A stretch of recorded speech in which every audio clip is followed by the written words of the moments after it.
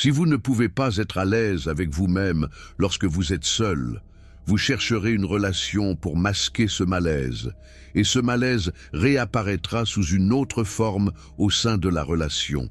Vous tiendrez probablement votre partenaire pour responsable de ce malaise. C'est l'enseignement le plus confrontant d'Eckhart Tolle sur les relations. Et ce que vous allez découvrir, c'est pourquoi rester célibataire pourrait être la chose la plus intelligente spirituellement que vous puissiez faire. Pas pour toujours, mais jusqu'à ce que vous compreniez ce que l'amour véritable exige vraiment. La plupart des guides spirituels ne vous diront pas cela. La plupart des coachs en relation, certainement pas. Mais Tolle est intransigeant sur ce point. Si vous fuyez la solitude, vous vous fuyez vous-même. Et aucune relation ne peut vous sauver de cela. Voici ce qui rend cela révolutionnaire. Les neurosciences modernes de 2024 et 2025 valident maintenant exactement ce que Tolle enseigne depuis des années. Lorsque vous apprenez à être seul, intentionnellement, votre cerveau active quelque chose appelé le réseau du mode par défaut. C'est le système neuronal responsable de la réflexion personnelle, de la consolidation de la mémoire et de la planification future. Des études publiées en 2024 montrent que la solitude choisie, qui est complètement différente de la solitude subie, augmente l'épaisseur corticale dans les régions du cerveau liées à l'apprentissage et à la conscience de soi. Elle réduit la réactivité de l'amygdale, la partie de votre cerveau qui déclenche la peur et les réactions émotionnelles. Elle améliore la connectivité du cerveau et augmente les niveaux de neurotransmetteurs qui régulent le stress. En d'autres termes, la science prouve maintenant qu'être en paix seul crée les fondations neurologiques d'un véritable éveil spirituel. Mais voici ce que Tolle avait compris des décennies avant que les neurosciences ne rattrapent leur retard. La capacité d'être seul n'est pas la même chose que l'isolement. Il ne s'agit pas d'éviter les gens, il s'agit de mettre fin au besoin compulsif d'utiliser les autres pour éviter de ressentir ce que vous avez peur de ressentir. Laissez-moi vous montrer pourquoi c'est important. Tolle enseigne que ce que la plupart des gens appellent l'amour est en réalité une stratégie de l'ego pour éviter l'abandon. Vous cherchez quelqu'un d'autre pour vous donner ce qui ne peut venir à vous que dans un état d'abandon au moment présent. Vous voulez qu'il vous fasse vous sentir complet, précieux, en sécurité, aimé. C'est pourquoi les relations alternent entre ce qui ressemble à de l'amour et son opposé, conflit.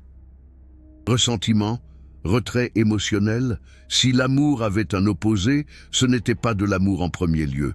Le véritable amour, selon Tolle, n'a pas d'opposé. C'est un état d'être qui survient lorsque vous ne cherchez plus quelque chose chez une autre personne. C'est là que la plupart des gens comprennent mal l'enseignement. Tolle ne dit pas que vous ne devriez jamais être en couple. Sa partenaire, Kim Eng, parle ouvertement de ce que c'est que d'être en couple avec quelqu'un qui est spirituellement éveillé. Ce qu'elle décrit est complètement différent des relations conventionnelles. Ce que Tolle dit, c'est ceci. Les relations sont là pour vous rendre conscient, pas nécessairement heureux. Relisez ça. Les relations existent pour vous rendre conscient, pas pour vous compléter, pas pour vous combler, pas pour réparer le vide que vous ressentez quand vous êtes seul. Elles existent comme une pratique spirituelle, comme ce que Tolle appelle votre sadhana, votre chemin vers l'éveil. Voici le problème. Si vous entrez dans une relation pour échapper à la solitude, vous apportez de l'inconscience dans la relation. Vous apportez votre malaise, votre peur, votre sentiment d'incomplétude, et vous projetterez tout cela sur votre partenaire. Vous le rendrez responsable de votre état intérieur. C'est ce que Tolle veut dire quand il dit que le malaise réapparaîtra sous une autre forme. Vous ne pouvez pas le masquer, vous ne pouvez que devenir conscient de celui-ci. Et la façon la plus rapide de devenir conscient de celui-ci est d'arrêter de le fuir. C'est pourquoi rester célibataire, temporairement, intentionnellement, devient un acte d'intelligence spirituelle. Laissez-moi décomposer les 3 principales idées de l'enseignement de Tolle qui transformeront complètement votre façon de comprendre la solitude. Idée numéro 1. La relation avec vous-même doit cesser avant que l'amour véritable puisse commencer. Cela semble paradoxal. Comment la relation avec vous-même peut-elle cesser? Tolle l'explique ainsi. Dans l'état d'illumination, il y a une relation que vous n'avez plus. La relation avec vous-même. Une fois que vous avez abandonné cela, toutes vos autres relations deviennent des relations d'amour. Qu'est-ce que cela signifie concrètement? Cela signifie qu'en ce moment, vous avez probablement un dialogue interne constant. Il y a une voix dans votre tête qui commente tout, juge tout, compare tout. Cette voix crée une relation entre vous et vous-même. Il y a le penseur et celui à qui l'on pense. Cette division interne est la source de tout votre malaise. C'est pourquoi vous ne pouvez pas être en paix seul, parce que lorsque vous êtes seul, cette relation interne devient plus forte. La voix devient plus critique, plus anxieuse, plus agitée. La plupart des gens gèrent cela en recherchant une stimulation externe. Relations, divertissement, travail, médias sociaux, tout ce qui peut noyer le bruit intérieur. Mais Tolle enseigne que c'est précisément la mauvaise stratégie. La bonne stratégie est de devenir conscient de la voix, de l'observer sans s'identifier à elle. Lorsque vous faites cela, quelque chose d'extraordinaire se produit. La relation avec vous-même commence à se dissoudre. Vous cessez d'être divisé entre l'observateur et l'observé. Ce qui reste, c'est la présence, la conscience pure, la capacité d'être simplement. Et voici ce que les neurosciences ont découvert en 2024. Lorsque les méditants atteignent cet état, les scanners cérébraux montrent une réduction de l'activité du réseau du mode par défaut pendant la méditation par rapport au repos. Les schémas neuronaux associés à la pensée autoréférentielle, le dialogue interne, se calment littéralement. C'est ce que Tolle appelle l'abandon. Pas l'abandon à une autre personne. L'abandon au moment présent. L'abandon du faux moi qui a besoin de validation constante, d'achèvement, de sécurité provenant de sources externes. Lorsque cela se produit, vous pouvez être seul sans être solitaire. Vous pouvez être immobile sans être agité. Vous pouvez être silencieux sans avoir besoin de remplir l'espace avec du bruit ou la présence d'une autre personne. Alors seulement êtes-vous prêt pour l'amour véritable, parce que l'amour véritable ne cherche pas. Il n'a pas besoin. Il ne saisit pas. Il est simplement idée numéro 2. L'amour conventionnel est une stratégie de l'ego qui échoue toujours. Tolle est brutalement honnête à ce sujet. Ce qu'on appelle conventionnellement l'amour est une stratégie de l'ego pour éviter l'abandon. Pensez à ce qui se passe dans la plupart des relations. Au début, il y a une attraction intense. Vous vous sentez vivant, énergisé, complet quand vous êtes avec cette personne. Elle semble parfaite. Vous lui semblez parfait. C'est ce que les gens appellent tomber amoureux. Mais Tolle explique ce qui se passe réellement. L'ego utilise l'autre personne comme un substitut au salut. Pendant un court laps de temps, on a presque l'impression d'être sauvé. Le malaise intérieur se calme. Vous vous sentez entier. Mais cela ne dure pas. Cela ne peut pas durer, parce que vous cherchez toujours à l'extérieur de vous ce qui ne peut être trouvé qu'à l'intérieur. Alors, la relation entre dans sa phase suivante. La personne qui semblait parfaite commence à vous agacer. Ses habitudes, qui paraissaient charmantes, deviennent irritantes. Elle ne vous donne plus ce dont vous avez besoin. Elle ne vous fait plus vous sentir complet. C'est à ce moment que le conflit commence. Retraite émotionnelle, ressentiment, ce que vous appeliez amour bascule maintenant vers son opposé, dispute, accusation, silence radio. Le cycle classique qu'Eckhart Tolle décrit dans son enseignement sur les relations. Pourquoi cela arrive-t-il? Parce que l'amour conventionnel n'est pas réellement de l'amour. C'est un besoin, c'est une addiction, c'est deux égos qui essaient de s'utiliser l'un l'autre pour combler un vide intérieur, et l'ego n'est jamais satisfait. Il en veut toujours plus. Plus d'attention, plus de validation, plus de preuves qu'il est spécial, valorisé, en sécurité. Une recherche de 2025 sur la psychologie de l'attraction le confirme. Les études montrent que la compréhension émotionnelle augmente l'attraction. Mais voici la conclusion clé. Lorsque les gens recherchent la compréhension émotionnelle comme un moyen de combler le vide intérieur, la relation devient instable. L'attraction s'estompe dès que l'autre personne ne parvient pas à répondre aux besoins inconscients. Eckhart Tolle dirait que c'est inévitable. Tant que vous chercherez à vous sentir complet grâce à une autre personne, vous serez déçu, parce qu'aucune personne ne peut vous donner ce que vous refusez de trouver en vous-même. C'est pourquoi il enseigne. L'amour véritable est transcendantal. Sans reconnaissance du sans forme en vous-même, il ne peut y avoir d'amour véritable transcendantal. Qu'est-ce que cela signifie? Cela signifie que vous devez d'abord reconnaître ce que vous êtes au-delà de la forme. Au-delà de vos pensées, de vos émotions, de votre histoire sur qui vous êtes, au-delà de votre besoin d'être vu, compris, validé. Lorsque vous reconnaissez la dimension sans forme de vous-même, pure présence, pure conscience, alors vous pouvez la reconnaître chez une autre personne. Et cette reconnaissance est l'amour véritable. Elle ne cherche rien. Elle n'a besoin de rien de différent. Elle se reconnaît simplement dans une autre forme. C'est complètement différent de l'amour basé sur l'ego. Et c'est totalement inaccessible tant que vous ne cessez pas de fuir le fait d'être seul. Troisième révélation. La solitude édifie les fondations neurologiques de l'éveil spirituel. Voici où la sagesse ancienne et les neurosciences de pointe convergent d'une manière presque choquante. Eckhart Tolle enseigne depuis des décennies qu'être à l'aise seul est essentiel pour l'éveil spirituel.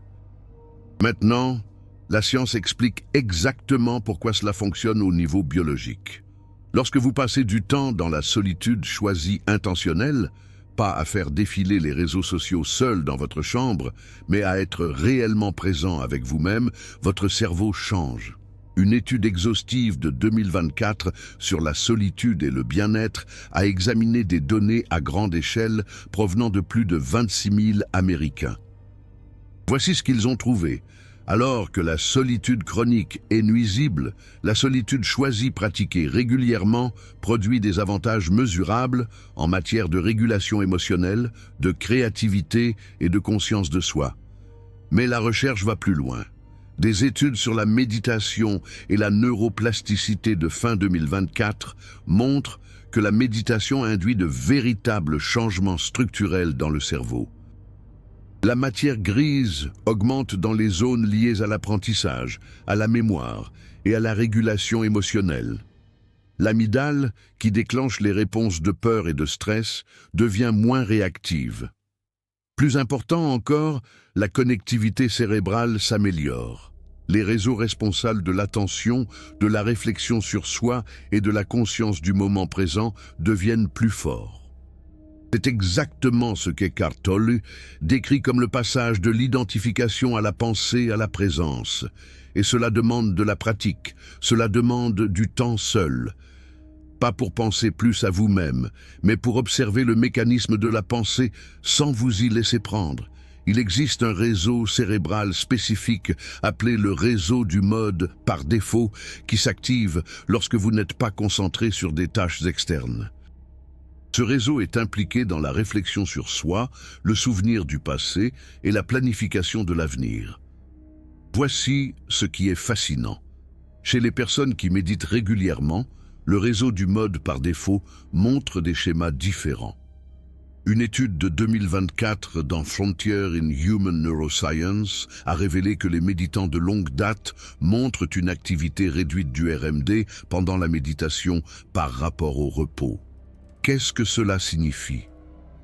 Cela signifie que le bavardage intérieur constant, la voix qui commente tout, se calme réellement. La pensée autoréférentielle qui crée un malaise lorsque vous êtes seul commence à se dissoudre. C'est la base neurologique de ce qu'Eckhart Tolle appelle la fin de la relation avec soi-même. Lorsque le dialogue intérieur se calme, vous n'êtes plus divisé entre le penseur et ce qui est pensé. Vous êtes simplement. Et cet état ne peut pas être atteint en cherchant une autre personne. Il ne peut être atteint qu'en étant prêt à être seul, présent, conscient. Une recherche de 2024 montre également quelque chose de crucial sur la régulation émotionnelle. La solitude choisie pratiquée intentionnellement, ce que les chercheurs appellent la solitude comme une approche de l'autorégulation affective, aide les gens à traiter les émotions sans être submergés par elles. C'est essentiel pour l'éveil spirituel. Parce que l'éveil ne signifie pas que vous cessez d'avoir des émotions. Cela signifie que vous cessez d'être identifié à elles. Vous les ressentez pleinement, mais vous n'êtes pas contrôlé par elles. Et vous ne pouvez pas acquérir cette compétence dans la distraction d'une relation. Vous ne pouvez l'apprendre que dans le silence de la solitude. Voici ce que cela signifie concrètement. Chaque fois que vous ressentez l'envie d'envoyer un SMS à quelqu'un, d'appeler quelqu'un, de sortir avec quelqu'un juste pour éviter de ressentir l'inconfort d'être seul, c'est une opportunité. C'est le moment où la pratique spirituelle commence. Au lieu de chercher un soulagement extérieur, vous restez avec le sentiment. Vous l'observez. Vous ne le jugez pas et n'essayez pas de le faire disparaître. Vous prenez simplement conscience de ce qui se passe réellement à l'intérieur de vous. Lorsque vous faites cela à plusieurs reprises, les voies neuronales changent. Le besoin de validation externe s'affaiblit. La capacité d'être en paix avec vous-même se renforce. Et alors, quelque chose de remarquable devient accessible pour vous, la possibilité de l'amour véritable. Pas l'amour qui cherche à se compléter, pas l'amour qui a besoin d'être constamment rassuré. L'amour qui se reconnaît simplement dans un autre être conscient. Mais vous ne pouvez pas sauter l'étape d'apprendre à être seul. Vous ne pouvez pas contourner l'inconfort de vous retrouver face à vous-même sans distraction. C'est pourquoi l'enseignement d'Eckhart Tolle est si confrontant. Parce qu'il vous oblige à arrêter de fuir, à arrêter d'utiliser les relations comme une stratégie d'évasion, à être réellement présent avec ce que vous avez évité toute votre vie. La plupart des gens ne feront pas cela. Ils continueront à chercher le salut dans une autre personne. Ils continueront à traverser des relations, se demandant pourquoi cela ne fonctionne jamais. Ils blâmeront leur partenaire. Ils se blâmeront eux-mêmes. Mais ils ne s'attaqueront pas à la cause profonde. La cause profonde est simple. Vous ne pouvez pas être à l'aise avec vous-même lorsque vous êtes seul. Et tant que vous ne le pouvez pas, aucune relation ne vous donnera ce que vous recherchez. Alors, à quoi cela ressemble-t-il en pratique ? Comment développez-vous réellement la capacité d'être seul sans être solitaire ? Laissez-moi vous présenter le protocole qui intègre à la fois l'enseignement d'Eckhart Tolle et les recherches en neurosciences de 2024 et 2025. Le protocole, 3 pratiques pour développer la solitude consciente. Pratique numéro 1, l'engagement quotidien au silence. C'est non négociable. Chaque jour, vous passez au moins 20 minutes dans un silence complet. Pas de téléphone, pas de musique, pas de lecture, pas de journaling. Juste être assis, être conscient. Voici pourquoi 20 minutes comptent. Les recherches de 2024 sur la pleine conscience et les changements cérébraux montrent que la pratique de la méditation doit atteindre une durée minimale pour produire des effets neuroplastiques mesurables. 20 minutes semble être le seuil où la structure du cerveau commence à changer. Mais voici ce qui rend la chose difficile. Dans les 2 premières minutes de silence, votre esprit générera toutes les raisons possibles pour lesquelles vous devriez arrêter. Vous vous souviendrez de tâches urgentes. Vous ressentirez un inconfort physique. Vous serez submergé par l'ennui ou l'agitation. C'est exactement ce qu'Eckhart Tolle décrit comme la résistance de l'ego à la présence. L'ego survit grâce à une activité mentale constante. Quand vous arrêtez de le nourrir, il se rebelle.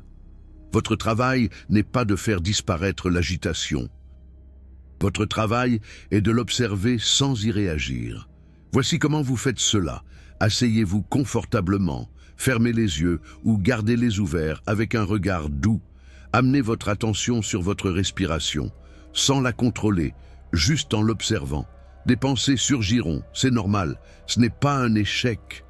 Lorsque vous remarquez que vous avez été pris dans une pensée, ramenez simplement votre attention sur la respiration.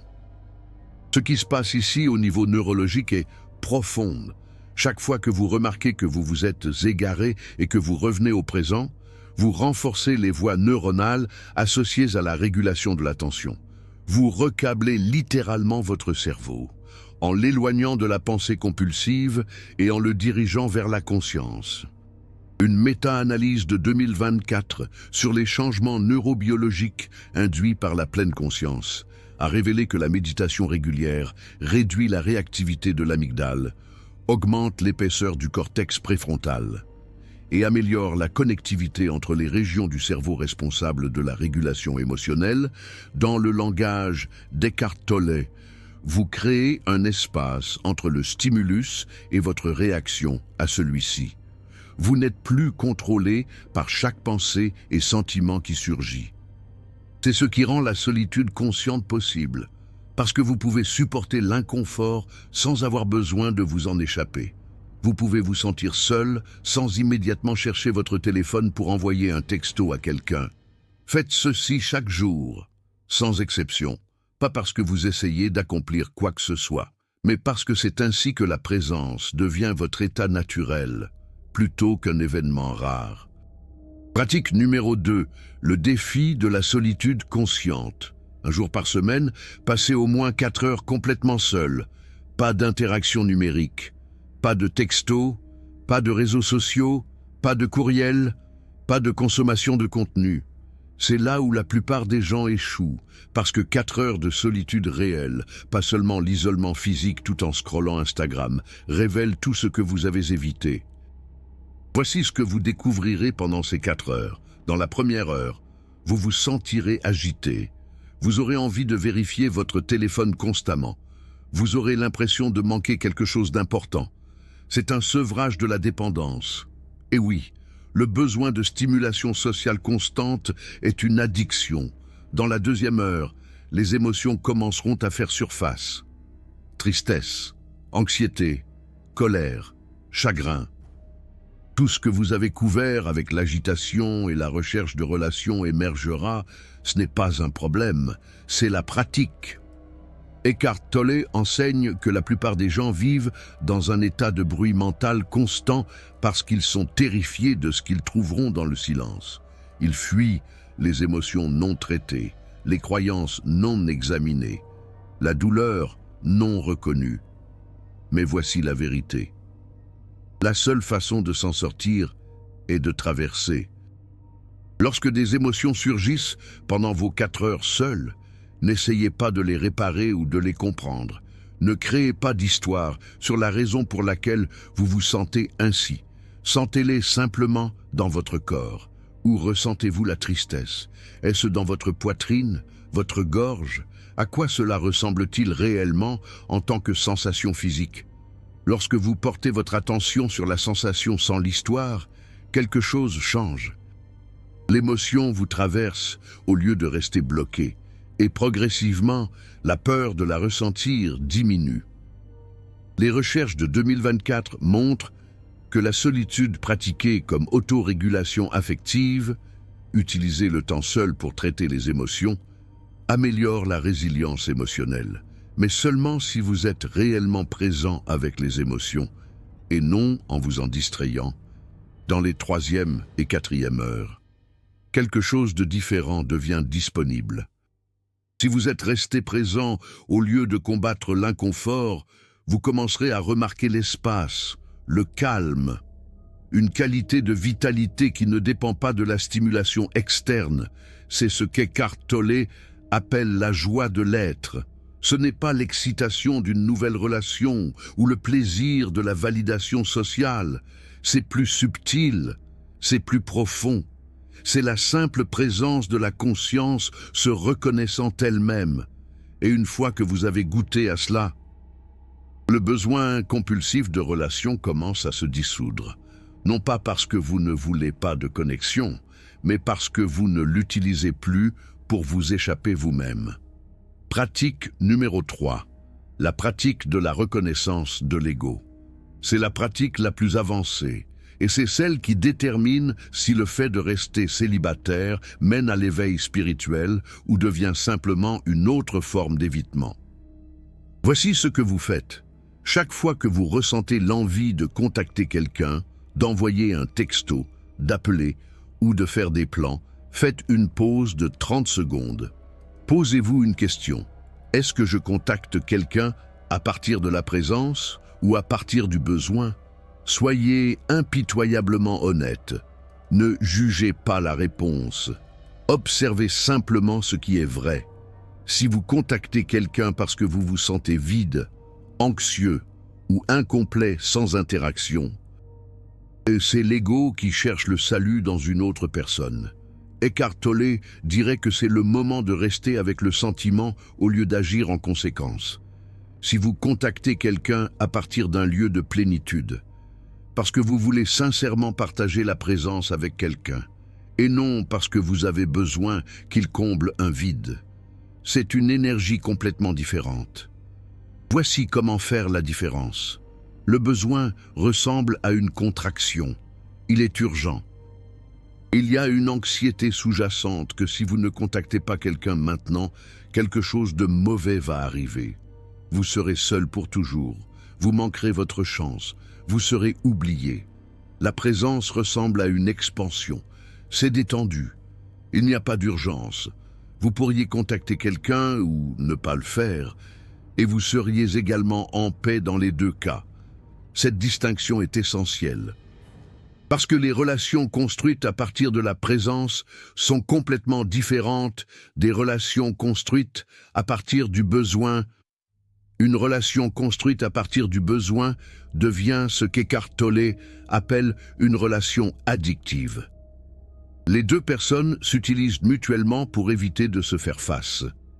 Lorsque l'une des personnes cesse de jouer son rôle, la relation s'effondre dans le conflit ou le retrait émotionnel. Une relation construite à partir de la présence devient ce qu'Eckhart Tolle appelle une relation éclairée. Les deux personnes sont déjà complètes en elles-mêmes. Elles ne cherchent pas le salut l'une auprès de l'autre. Elles partagent une présence, une conscience. C'est ce que décrit Kim Eng, la partenaire d'Eckhart Tolle, quand elle parle de sa relation avec quelqu'un qui est spirituellement éveillé. Il n'y a pas de drame, pas de lutte de pouvoir, pas de manipulation émotionnelle, juste deux êtres conscients reconnaissant l'informe l'un dans l'autre. Mais vous ne pouvez pas créer ce genre de relation si vous n'avez pas d'abord appris à être seul sans vous sentir seul. Voici la pratique. Lorsque vous remarquez que vous êtes sur le point de tendre la main par besoin, arrêtez-vous. Asseyez-vous avec ce sentiment de besoin. Où le ressentez-vous dans votre corps? Que veut-il réellement? Généralement, vous découvrirez qu'il ne s'agit pas du tout de l'autre personne. Il s'agit d'éviter un sentiment, la peur de ne pas être aimable, la peur de manquer quelque chose, la peur d'être oublié. Lorsque vous restez avec la peur, au lieu de chercher à vous en soulager, la peur perd de son pouvoir. Vous réalisez que ce n'est qu'une sensation dans le corps, un schéma de pensée dans l'esprit. Ce n'est pas qui vous êtes. Et quand vous réalisez cela, le besoin compulsif de relation se dissout. Cela ne signifie pas que vous ne voulez jamais de connexion. Cela signifie que vous n'êtes plus contrôlé par le besoin de celle-ci. Et voici ce que les neurosciences ont découvert à ce sujet. Des études d'imagerie cérébrale de 2024 montrent que lorsque les gens s'exercent à observer leurs émotions sans réagir, le cortex préfrontal, responsable de la prise de décision consciente, devient plus actif, l'amygdale. Responsable des réactions de peur, devient moins réactive. En d'autres termes, vous construisez littéralement le circuit neuronal du choix conscient au lieu de la réaction compulsive. C'est ainsi que rester célibataire devient une pratique spirituelle au lieu d'un simple évitement des relations. Les 3 pièges qui transforment la solitude en bypass spirituel. Maintenant, voici ce à quoi vous devez faire attention. Parce que rester célibataire peut devenir une autre stratégie de l'ego si vous n'êtes pas prudent. Piège. Numéro 1. Supériorité spirituelle. C'est là que vous commencez à penser que vous êtes plus évolué que les personnes en couple.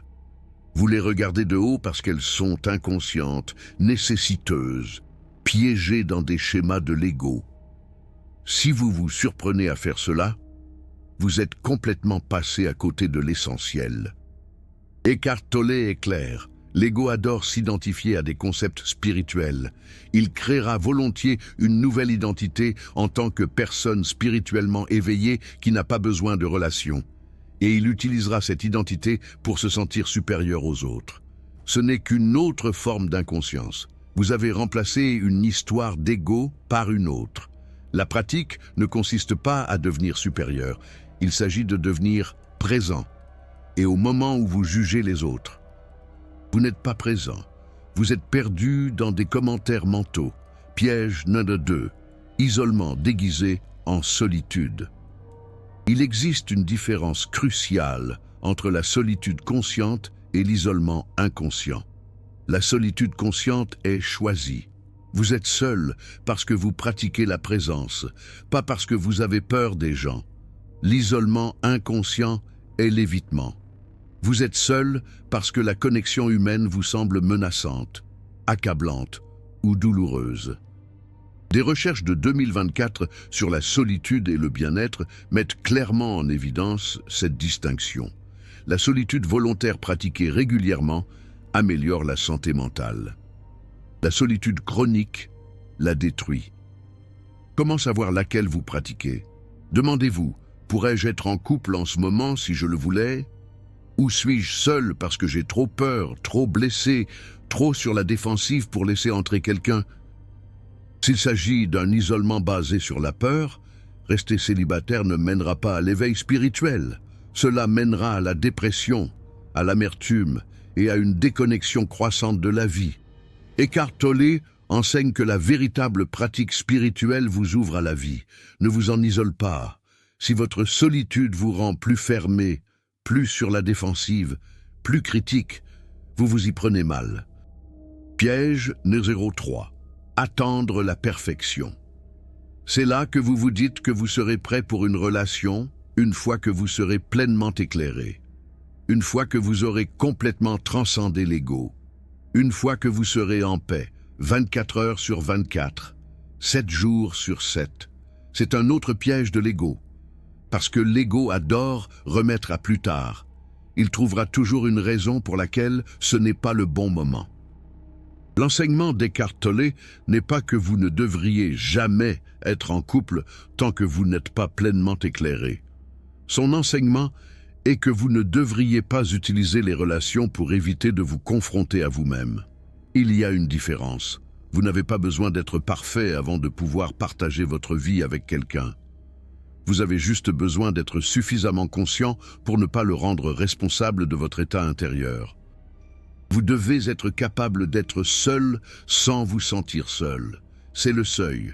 Si vous pouvez faire cela, si vous pouvez rester assis en silence pendant 20 minutes sans être submergé par l'agitation, si vous pouvez passer 4 heures seul sans chercher désespérément à vous distraire, alors vous avez les fondations d'une relation consciente.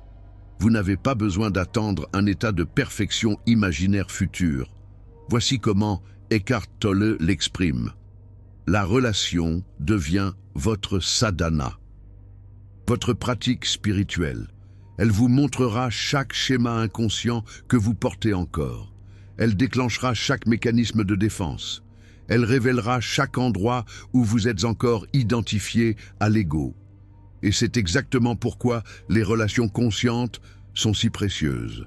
Non pas parce qu'elles vous rendent heureux, mais parce qu'elles vous rendent conscient. Mais, et c'est essentiel, Vous ne pouvez utiliser la relation comme pratique spirituelle que si vous avez d'abord appris à être seul sans chercher à vous échapper.